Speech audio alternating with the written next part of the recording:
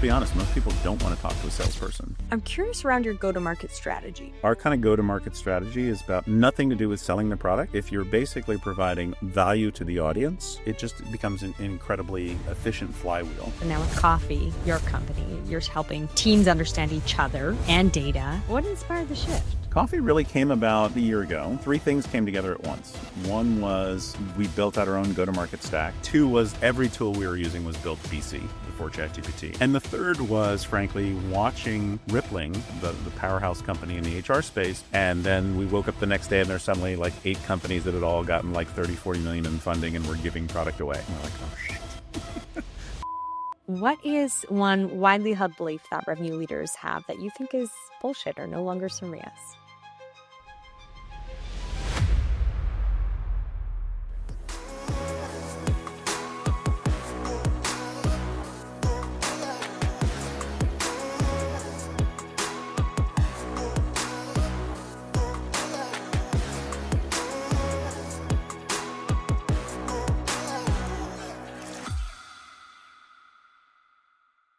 Before we dive in today, a quick important message from our sponsor partner, TriNet, a trusted HR provider to startups and scaling companies.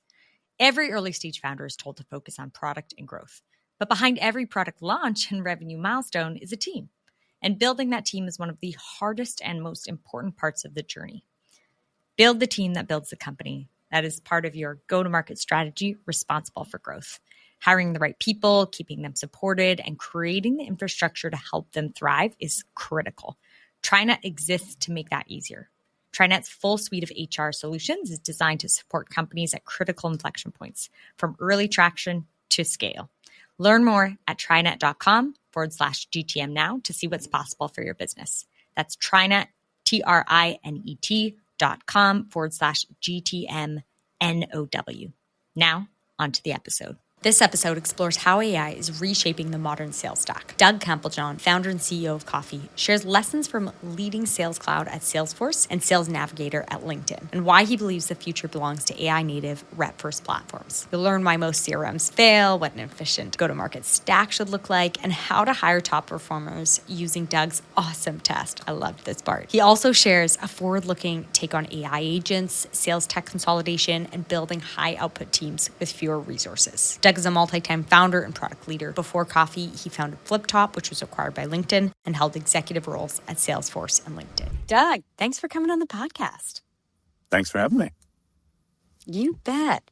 It wasn't actually too long ago that we were in person in New York at GTM Fund's annual general meeting, and we were joking around afterwards as a team that next year it'll be our 5th annual event, and we might have to pull an SNL and bring some velvet jackets into the play to indoctrinate some people into the 5-timers club. And you've attended every year. So if you attend next year, there'll be a 5-timer. I need a 5-timers jacket. It's awesome. You guys throw such amazing events, and GTM Fund is one of the most pleasant surprises as both an LP and a portfolio company, just in terms of the value add. You guys do fantastic work.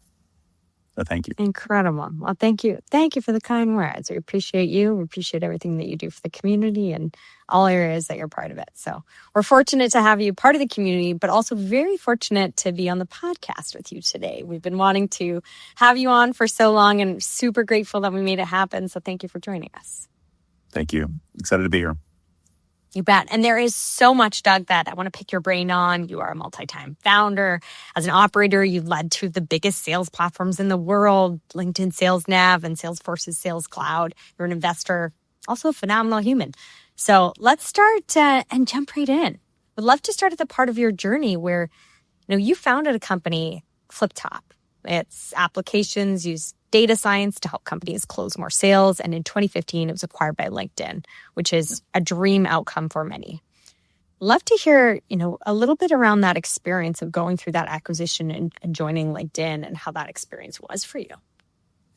Yeah, it was like any startups, you're either the hero or the goat at the end. So it's often a fine line between a great outcome and just a crater in the ground. We were in a space that was doing account and lead scoring. And when we started, there was only a couple other companies. This was before Einstein, Salesforce's Einstein, or Sixth Sense was just getting started. And then we woke up the next day and there's suddenly like 8 companies that had all gotten like 30, 40 million in funding and were giving product away. And we're like, oh shit. So it was a crazy ride for that, which was, we had pivoted from an earlier idea. And so we looked at the market space and we're like, we could go raise another round, and we're looking at like, 4 or 5 years of work, and no one's really making the market happen right now. And LinkedIn came in and said, we think you guys would be a perfect fit for the Sales Navigator team. And we originally thought it was they wanted us all for our AI expertise, but it turns out that LinkedIn just didn't know much about connecting to CRMs and how CRMs worked. And so we were that team who built all the connectivity between Salesforce and Sales Navigator. And so we got brought in, and at first it was a kind of culture shock coming from a small company to a bigger company. I told a good friend of mine, like, I don't think I'm going to make it here. I don't think I'm going to last. And he had the best advice was, do you care if you get fired? And I was like, no, I don't. And he said, well, then just speak your mind and do it respectfully. But there was something about like not being afraid about being fired in a big company that makes you very different than most other people in large companies. And it was very liberating, and I had a ton of fun. LinkedIn's a great company, and I think it was a really successful outcome for everyone. Very cool. And I'd say most people listening to this podcast are well familiar with LinkedIn Sales Nav. Curious any kind of impactful stories from building there and building a product that many are extremely familiar with. Yeah, like when I came into LinkedIn, and this is part of the be respectful, to be honest, like the business is already about $250 million business, right? Because LinkedIn is just such a machine with their data. And I thought the product was crap. Right. And I told Jeff, the CEO, that. And I said, listen, like, to be honest, I've used it. And if I was starting a company tomorrow, I wouldn't pay for it. I'd just pay for, I'd use free or pay for premium. And he's like, but it's a $250 million business. And I was like, yeah, but it kind of sucks. And just stuff that you wouldn't believe. It didn't have notes, didn't have lists. The search was pretty weak. Right. And I'm like, I'm not really sure why people are paying for this. So we did a bunch of stuff over the first year or two where we added those things into the product. We took them out of the free product. And then we, kept working on the roadmap and making it more and more interesting and useful. And it's interesting now. When we started the current company, I was looking, I was like, yeah, I kind of need to buy a copy of Sales Navigator. So it was a good testament that it's like, all right, we kind of built something that was kind of useful. But yeah, and it's over $1 billion business right now. It's just, it's a machine. So, LinkedIn was a great experience of, kind of learning going from starting and, owning the whole show as a startup, to kind of operating inside of a bigger environment. But, LinkedIn was really good and still very good at acquiring companies and putting the CEOs in charge of a product line. And so they keep, renewing the blood inside of the ecosystem and keeping things fresh. Incredible. Well, we have you, Doug, to thank for Lists and Sales Nav, among many other features that are beloved. I thank the team. We called it the Band of Misfit Toys. We had I built a team of product managers that on paper would be like, why would you hire these people? For some of them, right? But they were just some of the most creative, out-of-the-box thinkers. Lindsay Edwards, Tom Lee, just the list goes on, just fantastic folks, and some that have gone on to start their own companies now. So I was really fortunate. And that's why I ended up staying as long as I did, was just because I really enjoyed the people I was working with.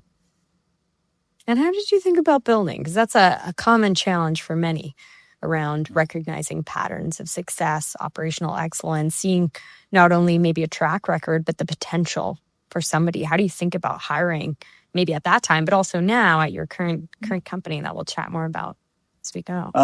Yeah, so there's I've developed a few philosophies about like hiring, retention, and firing, and I have a we can talk about all three, but I'll start with the hiring piece. Hiring is it's easy to say. To say, my God, that person's amazing. It's, or somebody just whiffs the interviews and they're terrible. The hard part is that people tend to be nice when you're going around the table and doing things like, hey, thumbs up or thumbs down, or like scale of 1 to 5, would you hire this person? People tend to round up. People are like, they seem very nice. I think they'd fit in well with the culture. We have what we call the awesome test. And the awesome test is basically if you can say, fuck, that person was awesome, we got to get them on the team, keep looking. And it's a really high bar.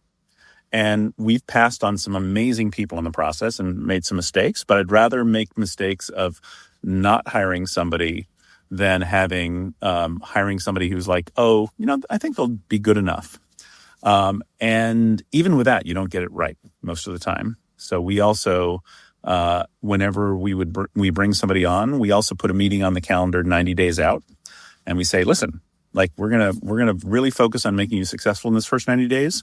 But 90 days in, you and I are gonna go have a meeting, and we're gonna see if it's working for both of us. And because I realized everybody who I hired who wasn't the right fit, I knew within the first 90 days, and usually even sooner. So I use that as a forcing function to be, we're going to hire for the awesome test. And I actually keep a running list when I meet with somebody. Like if I'm like, oh my God, that sales rep was amazing, it's a sales navigator list. But I have a running list of awesome people that when I need to go recruit, I just go back to the awesome list and be like, maybe they're unattainable, but like I always know what I'm striving for. I'd say that's a common theme that we hear amongst some of the best leaders is that they have some kind of continuous list around you're always recruiting. You are always tracking who the best people or awesome people are, right? Yeah, absolutely. Yeah, and I think that it's also no one bets 1,000. So I think that kind of backup plan of like, hey, if we got it wrong somehow and it's just not totally knocking it out of the park in the first 90 days, then make the tough decision because it's the classic saying of A players hire A players, B players hire C players. The minute you start to let that bar slip, the whole kind of quality slips. And then you've got people who are really productive and high quality people who are like, why should I work so hard? Why should I kill myself if, you're allowing that to happen? Yeah, only as high quality as that kind of lowest bar or pillar on the team. And you have that transparent conversation around 90 days, which I think is fantastic. I love that candor and just overall expectation for a candidate. How often does it work out? Like you said, nobody ever bats 100. What does that actually look like? I'd say we're like 2/3, 3/4, kind of there. Yeah. That's great. It's funny. I'll tell you another story about like a hiring process. You probably know Jaakko Venikuj, who's like winning by design, legendary. We had the good fortune of working with Jaakko right as he was getting winning by design off the bat with Flipped Up, the last company. And my VP of sales, Tom, we were starting to ramp our sales team. And we were working with Betts Recruiting, Carolyn Betts, and she's fantastic. But we were not it wasn't happening fast enough. And we said, listen, we've got 3 open roles. We want to fill them with the best people. Why don't we do a speed dating day? You bring us your best candidates, right? And we will clear our calendar. I'll clear my calendar for the day.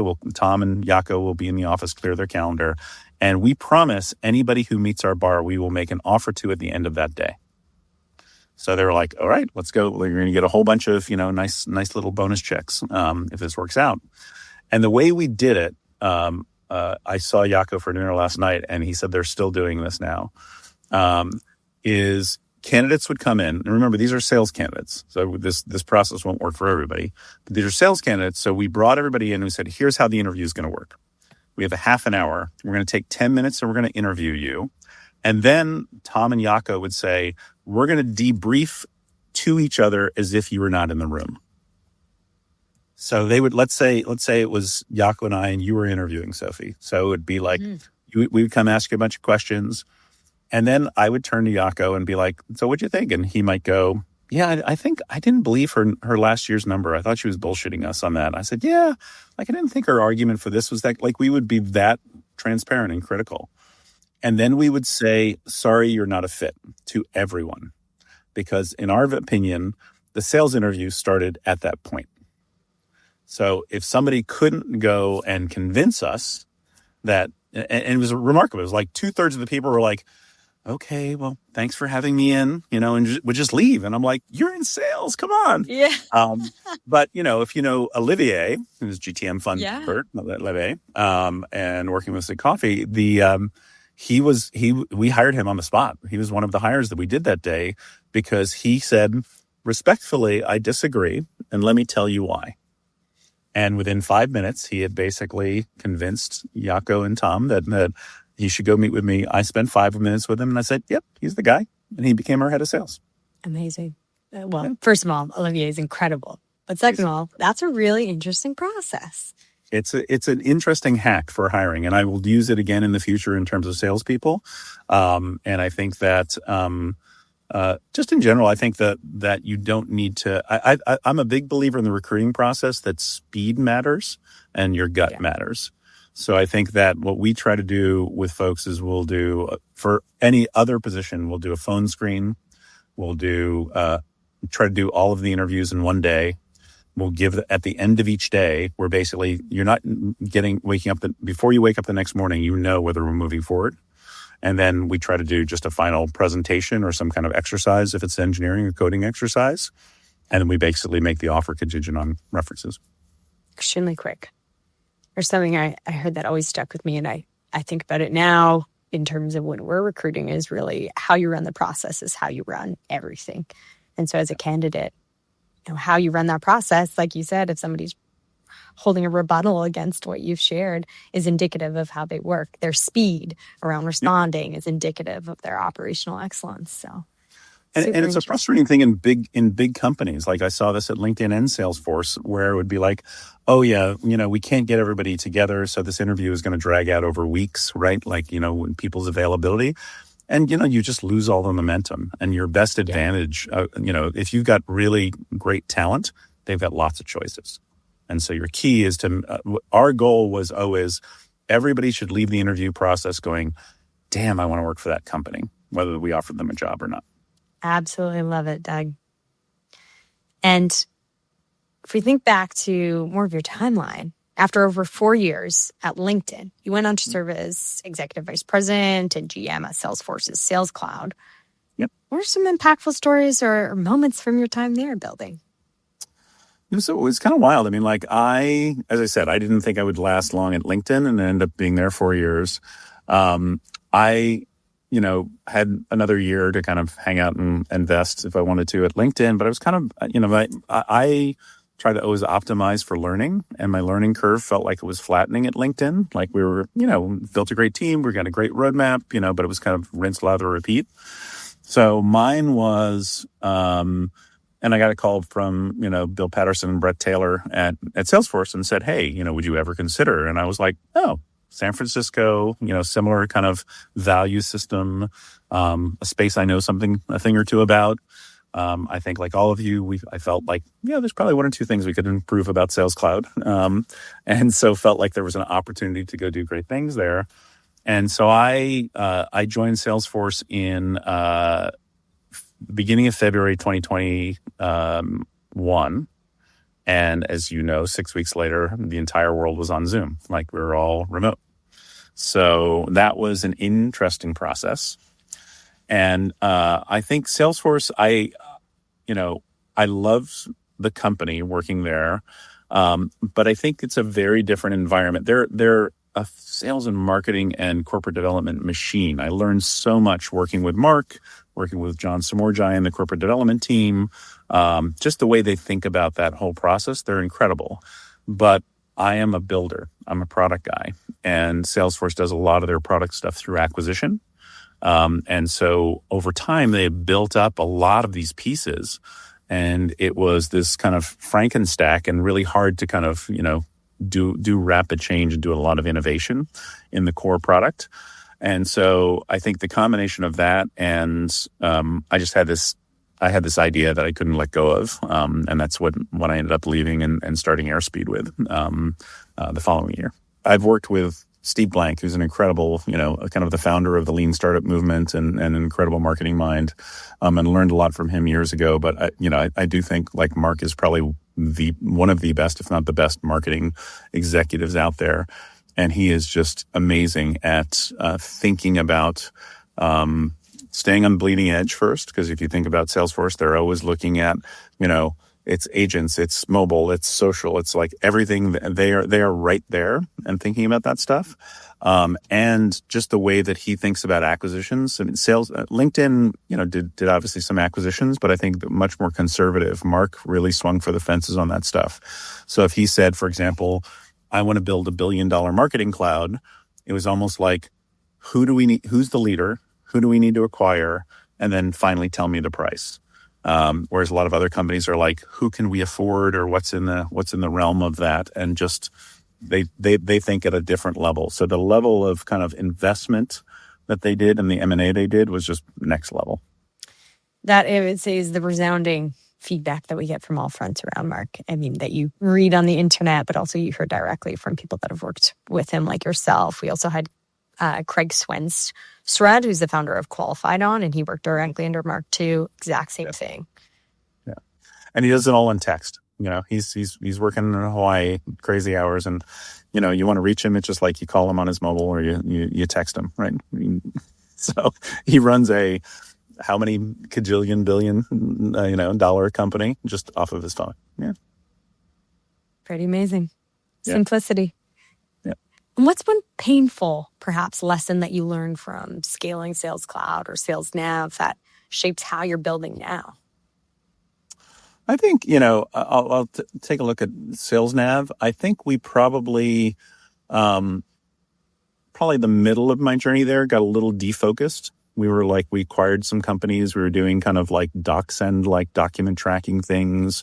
We were trying to do some pipeline stuff. It was almost like starting to bleed into being a CRM a little bit. And I think that, and I see that a little bit in the user interface today. The team's done some amazing stuff, but I think there's also bloat that's happened in the product. And I'm partially responsible for that. But I think that, just like LinkedIn never wanted to call themselves a resume site in the beginning, if you really understood, that was like the core value offering, was like seeing somebody's resume, right? And then obviously it grew into the feed and lots of other value props. If you really think about the core value prop of Sales Navigator, it's prospecting, it's building lists, right? And because LinkedIn has great data for that. So everything, I think the things that we should have continued to focus on was more of, how do we make search better? How do we make list building better? How do we do updates? How do we do notifications around that stuff? And then I think that there's still one of the missing, and I've posted on LinkedIn about this, one of the missing pieces that has not been realized to its fullest extent yet, I think, is the whole warm introduction path, the whole how do you leverage your network? Because I think when you're in a sales organization, you've got your book of business. You've got, like, let's say you've got your named accounts. You should be able to just have those connected into Sales Navigator and say, who are all the folks that are connected? Like, automatically queue up the introduction messages, like just make it as simple as possible on the connectors to go make that happen. And then also just really see like what are true connections and strength of those connections. I think there's just a lot of activity to be mined, and there's companies like Centralize and others that are tackling it from the outside, since it's a gap in what LinkedIn's done right now. But I think that was an opportunity that I missed and is still kind of missed in Sales Navigator today.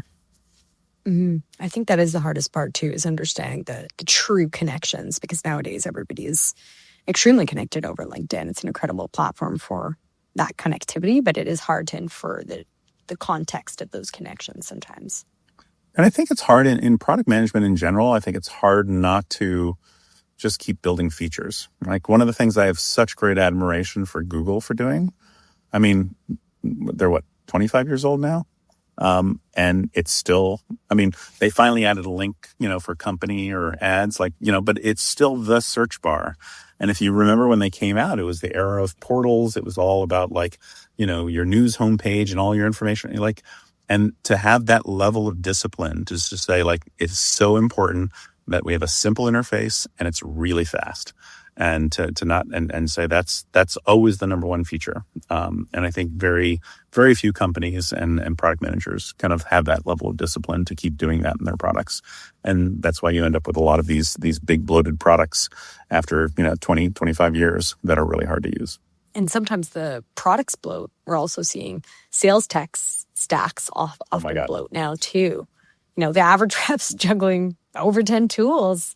Why do you think that the modern sales tech stack feels more bloated than ever right now? Well, I think I think it was just, part of Salesforce's brilliance was the whole app exchange program and all the APIs early on. And they realized, like, we can't do it all ourselves. So we're going to open this up and let a lot of other pieces plug in. I think the failing of Salesforce is that they didn't continue to innovate, and catch up to that stuff themselves, right? Because there's a lot of companies, frankly, that should just be core functionality of Salesforce. And these are great companies, but you look at a company like Scratchpad, for example, their initial existence was just like, it is such a pain to put data into Salesforce. We're going to create a browser interface so you can do inline editing. Clary's initial, value proposition was, hey, listen, it's impossible to see what my forecast is, or my pipeline looked like a week ago versus today. Let me just give you a visual snapshot of that. Like, these are all features that Salesforce should have built, right? And as a result, you've got all these other products that have kind of gone on.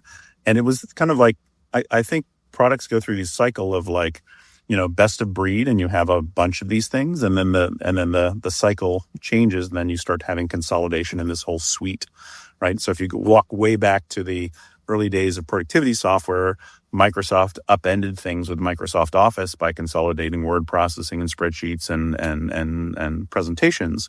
Same thing with Google when they did their suite. And I think then you start looking at, now I've got Notion, and now I've got Airtable, and now I've got, Otter or a different call recorder, Granola, whatever you want to use. And I think that will, those things all go through cycles. And I think we're due for a cycle in sales tech. And I think that what I see happening is, I'll call it the big consolidation, right? Companies realize they're spending way too much money on different tools that each do one thing kind of well. And they'd much rather have a suite that is easier to use, makes the reps more productive, is a lot more cost effective, and does 80% of the things that they need. Do you foresee greater M&A around that large consolidation period, or more so the building out of different necessary features from more of the big tech companies? Well, I think it's hard for some of the big tech companies. I mean, you have to remember, Salesforce is 25 years old now. HubSpot, I think, just turned 18 or 19. That's an old tech stack, and it's really hard to do that. And trust me, when I was inside Salesforce, we tried to. I mean, there were teams that were trying to build basically starter SMB CRMs. And Salesforce has a ton of great engineers, ton of great user interface designers, right? There's no lack of talent for going to build that stuff from scratch. But the problem is when you have to go put it on the stack and make it backwards compatible with the upgrade path, it just means, like, you could have this great starter experience, and then you suddenly upgrade it to professional or enterprise edition, and everything, degraded. So it's really, they're in a tough position on the low end. Frankly, I think companies like, who are in second or third place, or third or fourth place, even like, Dynamics or other folks, I frankly think the only way they'll ever leapfrog or have a chance of leapfrogging Salesforce is to basically hit the reset button and start with something where they can have an entirely new experience and also migrate their older users over. How much of this do you think is related to building AI native? Like, I've heard you refer to the pre-ChatGPT times in some other podcast episodes that you host, actually, as BC, which I love. And I guess that makes the time after ChatGPT AC, if you will. So how are you thinking about around consolidation? Yeah, I think it's just a very different, frankly, if you were building software before the internet, you made certain design decisions. If you were building software before mobile, you made different design decisions. And we're at that same huge inflection point. And frankly, it's the biggest one in my entire lifetime of AI. And I think if you were building stuff before, you then are trying to glue pieces on the side and glue AI on the side. We have a saying at Coffee, you can't have good AI with bad data. And as we know, most of the data inside of CRM is not great. And so, I'll give you a simple example. Like in Salesforce, unless you've attached something like Snowflake on the side, or now they have their data cloud, but it's a separate product again, it's not built in. When you update a field like stage, you've lost the old data. So you have no history to know, like, this spent this much time in this stage, or this was, here are all the actions that happened. You're kind of overwriting and losing data. And if you really want to have a predictive system, and I think what an AI native system is, a system that is constantly learning from the data inputs it has and knowing like, oh, well, if this rep, forecast this way, this rep forecast this way, it's constantly kind of figuring this stuff out. You can't do that unless you have all the data and you don't throw it away. And that's a great example of, frankly, even Adio is a fantastic, kind of next generation, I would call it, CRM. But it was also built BC before ChatGPT, so they don't have that architecture where you're constantly holding on to data. And I think things that are AI native are we're a belief. Some folks believe it can all be unstructured data. We believe it has to be both structured and unstructured data. But we lean in very hard to make sure that the data that we're pulling from your calendar and email is super high quality. We're enriching it. We're pulling in your conversation data. We're going to be pulling in your, product usage data, your customer service data, your marketing data. That all has to sit in the proper format, because then when you can feed that to AI, then you get these amazing insights. But you have to have that history.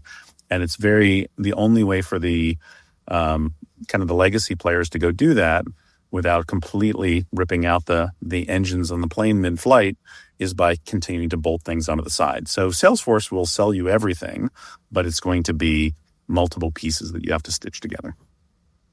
That makes sense. And you spent years helping reps understand buyers. And now with Coffee, your company, you're helping teams understand each other and data. What inspired the shift?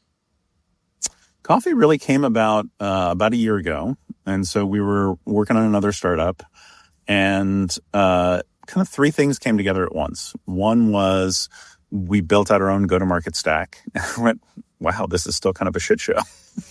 It's too expensive. It's way too complicated. This is crazy that we have to spend this much money and buy this many tools, as you said, to stitch together all this stuff just for an early stage company.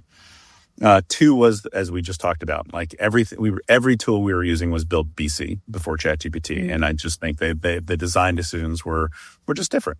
And the third was, frankly, watching Rippling, the powerhouse company in the HR space, build this, what they call a compound startup. And so Rippling's, for those who are not familiar, Rippling didn't just go in and say, we're going to build a better payroll system.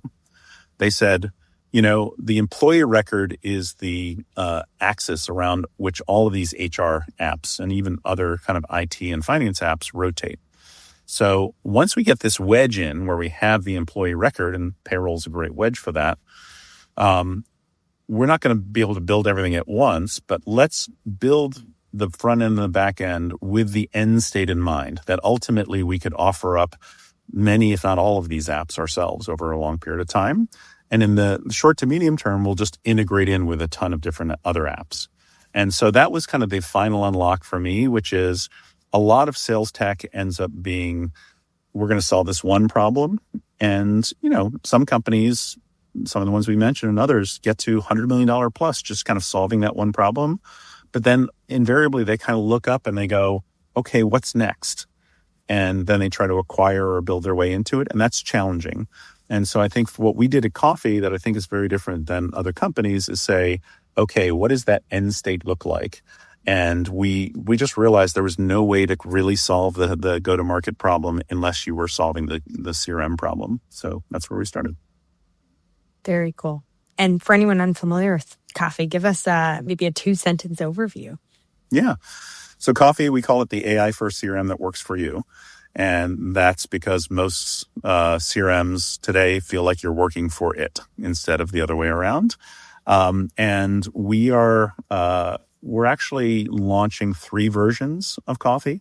And so there'll be we call it single shot. So it's a one user version of the product. So every rep I know has their own shadow CRM. They have some combination of Notion or Evernote or Granola and Fathom and Google Sheets or Excel doc. And that's how they're really keeping track of their pipeline. And then they'll selectively copy and paste things into the CRM for their manager's benefit, right? That's just broken. That's fundamentally broken. So we want, like what I saw in Sales Navigator is that reps would be like, this makes me more productive. So if my company won't buy it, I'll just swipe my own credit card and I'll buy it myself. And we want that to be the same case with coffee. So you're like, hey, listen, if you're using Salesforce and you're like, okay, this is painful to go use, but so I'm keeping my shadow CRM, you can still swipe your credit card and buy a 1-seat license of coffee and make yourself more productive. The second audience is you are a small startup, you're graduating from spreadsheets, or maybe you tried a CRM that's not really working for you yet. We can be that CRM. The big difference is that it is so automated that you connect your Google account, you connect Zoom, and all of a sudden it's populated. You're just going about your daily work, and the CRM is keeping up to date for you. And because we've built these high-end scale systems, we don't think we're going to hit the ceiling the way other systems like HubSpot or Adio or Zoho or Pipedrive and others have in the past. And then the third version of it is we're building a companion. We've basically done real-time integrations with Salesforce and HubSpot. So if you are that company that's spending hundreds or thousands of dollars per rep on a dozen different tools, and you're like, I really want to consolidate some of these, we can consolidate some of that stack for you and still allow you to keep Salesforce or HubSpot as your system of record. That was more than 2 sentences, but that's coffee. It was pure value, so we'll take it. But that was, it sounds like you've really baked in all the different learnings throughout your entire career and experience and seeing firsthand where the pain points are into the new product, which is really, really exciting. Yeah, it's really been fun. The last year has been a blast. And I think that in some ways, the best products are when you're building it for yourself. And, like Salesforce is a great company. HubSpot is a fantastic company. And they're great products. But for me personally, I was never putting data into them because it was all manual. Right? And that's not how my brain is wired. With coffee, which we were on one of those CRM systems before, and we switched at the beginning of this year to dog food, our own product. I have meetings. I send emails. I take some notes, and it's just automatically there. And then like my calendar for today is like, here's your AI generated meeting briefs for all your meetings today. And at the end of the day, I can just click the follow-up button on every meeting, and here's an AI generated email that's drafted from the call transcript I just had. And I get these notifications that are, hey, listen, it seems like for that last conversation, you might want to update these fields in your deal. So do you want me to do that for you? And so we're kind of like nudging you along in that process as well. And then finally, like I should just be able to, the same way I ask a question of ChatGPT, I should just be able to ask that of my CRM. Like, I shouldn't have to go spend a bunch of time building reports for weeks and weeks. So that's kind of how we think about it. And in a lot of ways, I'm just building this for myself. Explains why you are one of the busiest yet most responsive people. And how is it different now building AC, if you will? So after ChatGPT compared to previously before, what are you doing differently? Yeah, I think what's really interesting, and I was chatting with Richard White, the CEO of Fathom, about this as well, because I don't think it's talked about that much, is building with AI is still a little bit like, building a bespoke suit, right? It's not like you can just say, here's a bunch of data, let me go throw it at this OpenAI or Claude or Google model, and I'm going to get great results. There's a lot of tuning and tweaking and being like, okay, let me do prompt engineering on this and let me figure out how to format the data properly and give you. So there's it's almost like this iterative process that's very different than traditional software design I've done in the past, where it's like, okay, here's the user interface screen and let's go connect it to the database. So there's this in-between step there's a lot of kind of nuance and creativity in, which just means it's really exciting. And what we're trying to build is we have an assumption that the models are the worst they'll ever be today, and so it just gets better. So start with really making sure the data is in the right format. And we might have to do a lot more work on prompt engineering right now. That might not be the case in the future. But we want to basically give people the ability to have these kind of insights just automatically served up for them. If you want to, like a great prompt, like we do this thing in the product that just automatically looks at your website and comes up with a description of what your business is. And so when you're creating a briefing, it should say, oh, I know what GTM fund is, right? And I know what my product is. So I can kind of map those two and like, let me think about what that conversation is. So there's just a lot of super smart stuff you can do when you are bringing the right data to bear. But it is by no means just plug into the OpenAI API and you're done. Yeah. And inevitably, agents is a huge conversation right now. How are you thinking about or incorporating agents right now in the product or in your go-to-market? Yeah, and I think that, like I've talked to a bunch of folks like Joe Mora, who's the CEO of Crew.ai, super smart guy. Other folks who have been building agent-like technology, and I think that there's a lot of stuff that's really people are calling agents that is really just workflow. Like if you say, if this happens, do this. That's not really an agent. An agent is like you give them some autonomy. So an agent is actually you've gone in and said. So you can almost think about them as employees, right? And I do think that like the AI SDR is a good example of that, although there's some bad versions of that. But I think it's ultimately about saying, just like you would in training an employee, how do I educate you about my customers, my ideal customer, my buyer persona, my products, my competitors, all of those things, and how do you let it go through a process of automating some of those stuff? And I think we'll have SDR agents that get better. I think we'll have CSM agents that are getting better. We'll have RevOps agents that get better, that are just on these continuous tasks. Like we had this group at LinkedIn called BizOps, and to me, it's like agents are ultimately the ideal state of agents is if you could replicate even a fraction of what that team did, it would be phenomenal, because they would constantly be forward seeking things like, okay, what is the moment at which somebody is a committed Sales Navigator user? So they would do all this analysis and they look at all the data and they'd be like, you know what? When somebody does 3 searches on Sales Navigator or saves their first list, they're 2.4 times more likely to, stay on and not churn. That should just be an agent. Just be constantly looking at the data and saying, hey, I found a pattern. Like, here's something to go do. Or we would be able to ask questions like, what's a bigger market opportunity for us? Going after new logo customers or going deeper into existing accounts? Again, that should just be like an agent that's constantly looking at the data that's out there and saying like, hey, I've got this insight for you and serving it up. And so that's where I'm very excited about the possibility of agents, but I think we're just scratching the surface right now.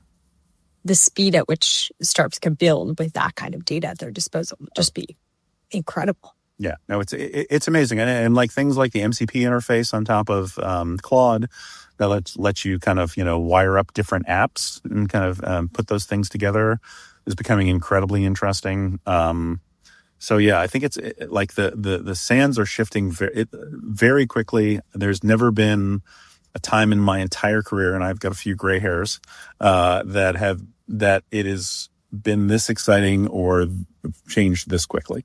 Absolutely. And the inevitable kind of spicy question that everyone's talking about, Doug, is what do you think of the SDR role in the next, 3 to 5 years with AI? Any thoughts on that being so close to the role itself, even AEs? Yeah. I mean, listen, I think I hope all the boring shit gets automated, right? So like what we're trying to do with coffee is like, I shouldn't have to go log meeting notes and I shouldn't have to go, get reprimanded by my manager on a Sunday night to update my pipeline. All the stuff that reps hate doing in CRM, like let's take that away. That's an example of just like what AI and good automation can do. I think the AI SDRs are probably more promise than reality today because a lot of them came out. And effectively just became spam cannons. So if you've got a bad process, you don't know who your ICP is, you don't have good messaging, you're not targeting that, sticking an automation on that is just going to, do worse at scale, right? But I do think that a lot of things are getting automated very quickly. Like, we had Amanda from One Mind was on the Revenue Renegades podcast, and they're handling a bunch of inbound stuff in an amazing way where, let's be honest, most people don't want to talk to a salesperson. They're doing most of their research than they can up front. And if they can just interact with somebody that today you can kind of tell is fake and probably in not too distant future, it will look just like this conversation. I won't be able to tell, but I'm talking to somebody who has the knowledge of all the systems engineers in my organization, all of the, all the best practices. So you're never going to have to be in a meeting and be like, I don't know the answer to that. Let me get back to you. Right. So I think a lot of that initial qualification, a lot of the initial discovery call stuff. And there's actually companies now that are thinking about, we want to have a buyer agent that will go, if I say, I want to go buy, I don't know, call recording software, let's just say, and there's 22 of them, right? Here's my requirements. Go set up meetings with these 22 companies, go have sales meetings with all of them, get all of this stuff and normalize it into a table for me that is specific to my needs. And so it's going to be AI buyers talking to AI sellers at the top of the funnel and just automating a lot of that process. And I think that's a good thing. So I think there will be job loss that's going to happen in this. I think that, but I also think it's an opportunity for people to upskill and up-level into higher value roles. Absolutely. And I'm sure there will inevitably be a lot of roles that we don't even foresee that emerge too from this rapid change. Always. I mean, people had the same conversation in the agricultural to industrial revolution and the industrial revolution to the information age, right? So, we're just going through another big change. And as you said, I think that I'm an optimist at heart. That's part of the entrepreneur, mindset. And I think that if you zoom back the aperture, I think that it's up and to the right, in terms of where this is all heading.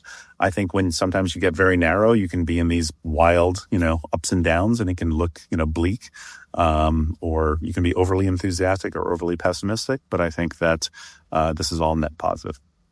And you mentioned, Doug, earlier that you're a product guy. Yep. What are your thoughts around AI and product now, as product becomes even easier, if you will, to build? Still very much so challenges and tribulations, but at the same time, what does that mean for your moat as a company, any company? I think, yeah, it's a great question. I mean, like we had a team, we're a remote team, but we had a in-person session recently because we get together every few months. And my CFO was like vibe coding an internal app, right? And in like 2 hours, she had built an app for like onboarding new users and adding people to the white list. And I'm like, this is insane. But I think it's like 80% of the way there. I think it's great for prototyping today, right? And this is changing fast. But I think it's a lot of, I still think there's value in creating packaged software and incomplete experiences where you're building the interfaces, you're bringing all the pieces together. Despite what Klarna said, a while ago, they're like, oh, we're doing away with Salesforce. We're just going to build ERP and Salesforce automation ourselves. And we saved these millions and millions of dollars. And of course, then a few months later, they were like, okay, we had to go buy Salesforce, right? Because this stuff is harder than it looks. I do think there's a lot of people who will build custom stuff, and there's always been people. I mean, if you go back, decades, Goldman Sachs was building a bunch of their apps in-house because they wanted all this proprietary advantage. And again, it goes through these cycles where they're like, we're going to build it all ourselves. We're going to buy packaged software. We're going to build pieces. And I think it's going to be the same thing with AI. So this notion that like no one will buy packaged software or everybody's going to vibe code everything themselves, I don't buy. but I do think that there'll be a lot more creativity. And as far as moats, I do think data is a very interesting moat. And so like I was talking to Sam Jacobs from Pavilion earlier today. They've got 10,000 members in that network. They've got a phenomenal set of data that's been built up over the last 9 or 10 years that you can start to encapsulate some of that expertise. In our case, I think when you're having all of these conversations with your call recorder stored in one place, combined with your emails, combined with your, notes, combined with your website and product interactions, all of that data coming together is just hard to replicate. And I think that becomes an interesting moat when somebody's like, this knowledge is not easy to replicate when I go to a new system. And that's why I said like these patterns over time become really important, because if it's just like I can go suck a snapshot of data out of one system and put it into another system, that means there's not a lot of moat there. But when you've got knowledge that's built up about your organization over time, that's an interesting moat. Interesting. I entirely agree. And actually, we're trying to build the same thing here at GTM Fund, where we're taking all of our proprietary information, data, and we've built an AI tool, and that just helps us better diligence, better serve value to all of our portfolio companies whenever needs surface and so forth. So just taking that unique recipe rather than each individual ingredient and kind of encapsulating that recipe as the moat right now, or one of the moats. Yeah, and I think what you guys are doing is fantastic. I think that like the most important thing I would say to anybody right now is just get your hands dirty. just try this stuff, right? Try tools like a bunch of stuff's not going to work, but play around with a bunch of different prompts, read a bunch of stuff, try some vibe coding, just get really familiar with the tools. Because that's ultimately the organizations and the individuals that are not embracing this stuff are going to be the ones that are left behind. That's great advice. And Doug, you have a phenomenal podcast, actually. It's called Revenue Renegades. And you've got really great guests on. Obviously, I love the episode with Max. I really liked the episode with Alexa Grable and been listening to a bunch of other ones too. I'm curious around your go-to-market strategy because you are fairly early, and perhaps you can speak to the stage that you are with coffee. Why are you investing in brand, in podcasting, and how does that play into your overall go-to-market? I'm a big believer in kind of rising tide lifts all boats. So our kind of go-to-market strategy is about how can we be of service, right, to the audience that we're trying to serve. So, the degree that we can, do posts on LinkedIn or the blog, the degree we can do podcasts, and we want to have a bunch of events, frankly, that are nothing to do with selling the product. But if you're basically providing value to the audience, I think that's it just becomes an incredibly efficient flywheel, right? We have an advisor, Chris Lockhead, who wrote the book Play Bigger, which if your listeners haven't read, it's like the Bible on category creation and startups. And he's like, every startup CEO should think about themselves as a media company now. And you should think about how you're thinking about YouTube and LinkedIn and whatever channels make sense for you. And so I think about it that way. There's another company, a gentleman who worked with me at LinkedIn who started this company, Leland. If you haven't checked that out. Yeah. So Leland is a phenomenal company that started off doing kind of we're going to go pair you with a coach to go get your MBA. And now it's gone into, getting into all kinds of different education programs, advancing your career, getting these certifications, studying for LSAT and those kind of things. And their content strategy is phenomenal. You look at the events page on there and it's all about here's a Q&A with somebody who is a Harvard admissions, director, or here is the best way to go advance your career in RevOps, or whatever it is. And it's all, of course, ties back into, right, their services and offerings. But you could have a ton of value out of just attending those services and never buy anything from Leland. And I just think there's goodwill that comes from that. And I also learned in the process, the thing I really enjoy about Revenue Renegades is I invite people on the show that I want to learn from. And every single time there's some takeaway from me personally, where it's helping me build my business as well. And so I hope in doing so that I'm allowing the listeners to learn something for their own enterprises. Can very much so vouch for it. It's definitely a podcast that is tactical and you can learn from. So I think you're doing a fantastic job. Thank you. And I love that framing. I always think about it as any company that sells anything is a service company. Mm-hmm. So if you focus on the service, you're in service to your customers. Like you said, it really is goodwill. And if you just purely focus on servicing your customers to the best of your ability, whether that comes through media, through events, however it is, that is what will drive that revenue flywheel and just constantly being in service.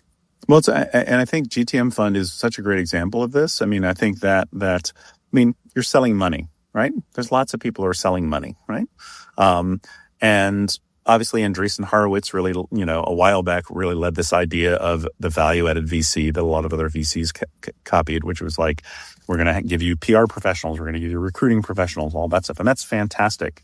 I think that the Slack community, for anybody who's not in GTM Fund, you should go invest in GTM Fund.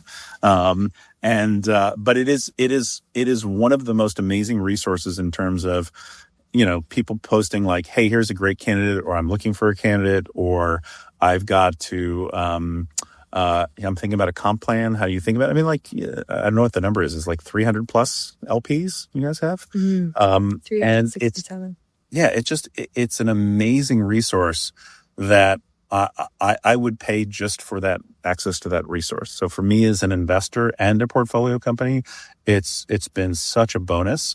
it's that exact example. Like you're using content with the, when you bought Sales Hacker and made that into GTMnow, you're doing the same strategy and doing it so well there in terms of that whole community. And I just think that ends up building a lot of goodwill in the audience and just pays back in spades. So I think that's the way to do it right now. I don't think the way to go build a startup or an early stage enterprise of any sort is by throwing a bunch of money at ads or doing the kind of the old school methods. It's about adding value and doing it through content. Adding value, always in service. Like we're fairly aligned in our thinking there, Doug. Yeah.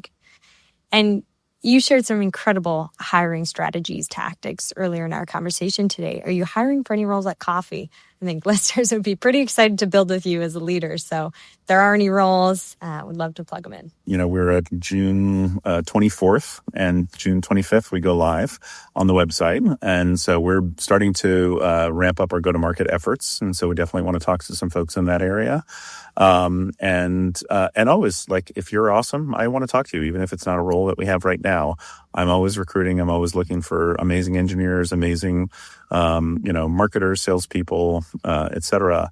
But I think that the other thing that's really changed with AI is I think the notion of saying I have to have a company that has hundreds or thousands of employees to get to $100 million. Those days are no longer here, right? I think, I think there's a lot of entrepreneurs right now, and Max talked about this in the podcast, who will maybe just raise, 2 or 3 rounds and be done, and maybe never have to hire more than 100 people to get to $1 billion in, market cap or run rate, right? So I think that, the bar continues to be very high, and I think that's the kind of people we want to bring in, but we're deliberately going very slow in our hiring. So the goal for anyone listening is to make Doug's awesome list in Sales Now. Yeah, awesome. And Doug, if you're an SE, like we've had conversations with sales reps, SEs, like, all kinds of folks, and I will have my VP of engineering, Dan, be like, that person was awesome. Let's add them to the list. And so we keep the list going. I love it. And last question here, Doug. What is one widely held belief that revenue leaders have that you think is bullshit or no longer serious? I think the whole idea of kind of the classic TAM, right? It's like, people are like, my ideal customer profile are companies between this number of employees who, are in this industry, and that kind of stuff is way too broad, right? I think we're getting to this era of really niching down. And so I think that we've got to look for a lot more signal on that, because I think that the kind of conversations where it's just, you get these as well. You get them in your inbox or your LinkedIn inbox. Hey, Doug, as a fellow Carnegie Mellon alumni, right, who also loves sailing, it's ridiculous, right? So, obviously there's other companies that are really, and POCUS is driving into the signal stuff with other companies. But that level of, I think, VPs and revenue leaders just need to abandon this idea that there is this big TAM that's this. It's a bunch of very small, connected micro ideal customer profiles and buyer personas. I love it. And Doug, where can people find you? On LinkedIn is the best place. So just come follow me. I'm pretty open. And d@coffee.ai is my email if anybody wants to email me directly. But I'm on LinkedIn every day and trying to interact with folks who are following us and come to our website. And so we've got a wait list for coffee, and so you can sign up for that. And we're going to be letting in new sets of folks every month before we do our GA. Doug, are you a pretty big coffee drinker? I got to ask about the name. I am a pretty big coffee drinker. I'm like, I'm trying to keep it to 3 cups a day. I love it. I actually I randomly decided to give up caffeine on the weekend, like this weekend. Ooh. So I made a cup of tea actually for our conversation beforehand, because I was inspired. Coffee flavored. That's good. Cool. Yeah, well, for those of you who don't know, coffee is for closers. That was the genesis of the name, and we've just had a ton of fun with it. So we've got the coffee shop merchandise place. We've got all kinds of different spoofs on coffee. The branding is on point. So LinkedIn, email, and we'll drop also the podcast into the show notes for anyone listening. Doug, this has been extremely insightful. Thank you for coming on. Thank you for your time. We appreciate you always in all capacities. It's great talking to you, Sophie. Thank you. To the listeners, thank you for hanging with us, and we will see you next week.